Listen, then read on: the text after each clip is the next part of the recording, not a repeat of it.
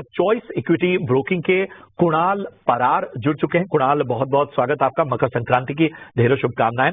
और rally gear broking से अजीत मिश्रा साहब हमारे साथ हैं। अजीत जी, आपका भी बहुत बहुत स्वागत। मकर संक्रांति की आपको भी शुभकामनाएं। तो अजीत जी, मैंने कहा ना, लगता है मकर संक्रांति में कुछ काम कर गया, सूर्योदय हुआ है बाजार का। क्या रणनीति रखी जाए इस बाजार में?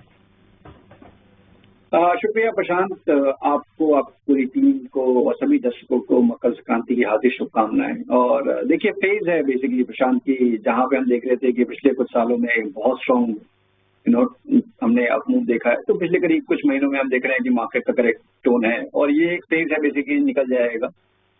इस टाइम पे आपको बेसिकली फोकस करना है कि जहां पे स्ट्रेंथ दिख रही है, लार्ज कैप बेसिकली स्पेस है जो कि आउट परफॉर्मेंस दिखा रहा है। आज के सेशन में भी देख रहे हैं जिस तरीके से बैंकिंग एक गिरावट की शुरुआत बेसिकली बैंकिंग की वजह से हुई थी, अंडर परफॉर्मेंस की अगर हम बात करें तो वहां से दिख रहा था।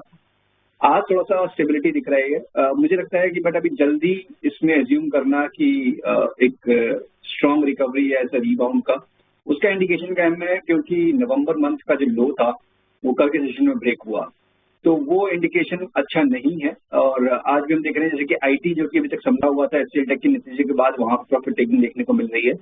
तो मुझे लगता है थोड़ा सा अभी स्टॉक स्पेसिफिक रही है, इंडेक्स पे ज्यादा अभी फोकस करने का नहीं है, कंसिडरिंग कि यहाँ सेल ऑन राइज बेसिकली आपको मेंटेन होता हुआ नजर आएगा। तो स्टॉक स्पेसिफिक रही है। आईटी अभी भी कंपैरेटिवली ठीक है, जैसे कि टीसीएस, एचसीएल, इन्फोसिस, वहां पे स्ट्रेंथ बनी हुई है।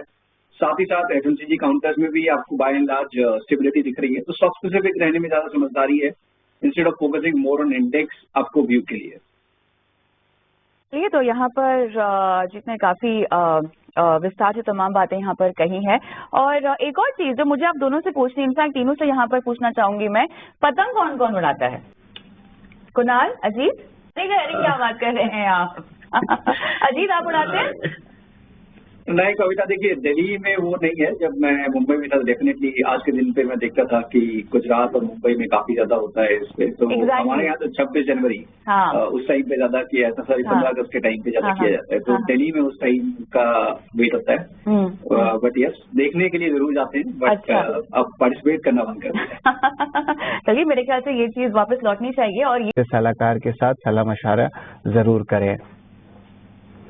और अब जो है, अब चलते हैं हमारे अगले व्यूअर के पास, और ये व्हाट्सएप के जरिए इनका रिक्वेस्ट आया है। यहाँ पे हैं बीमल साहू, इन्होंने 90 शेयर्स लिए हैं, लगभग 1900 रुपए का इनके बाइंग प्राइस है।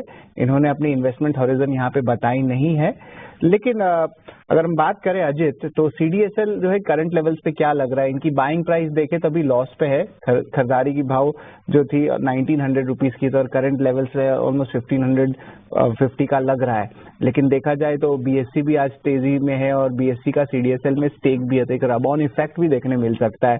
तो जरा अजित जी बताएं, सीडीएसएल चार्ट्स में कैसे लग रहे हैं?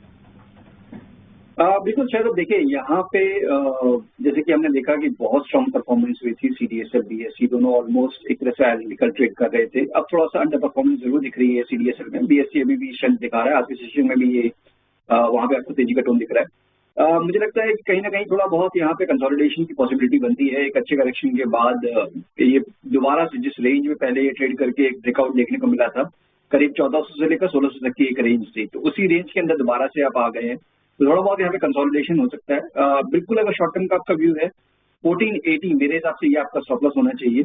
और ऊपर पे जो पहला हर्डल होगा करीब 1670 1675 के पास होगा, जब भी आप उसको क्रॉस करेंगे तो दोबारा से नेक्स्ट ट्रेंड बनती हुई नजर आएगी।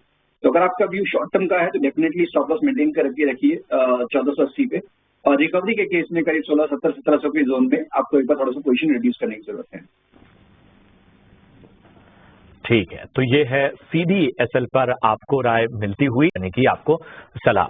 चलिए, अब यहाँ पर हमें अजीत जी से विदा लेना होगा। अजीत जी, आपने समय दिया, बहुत बहुत शुक्रिया आपका, और तमाम आम निवेशकों का मार्गदर्शन किया, उसका भी बहुत बहुत धन्यवाद।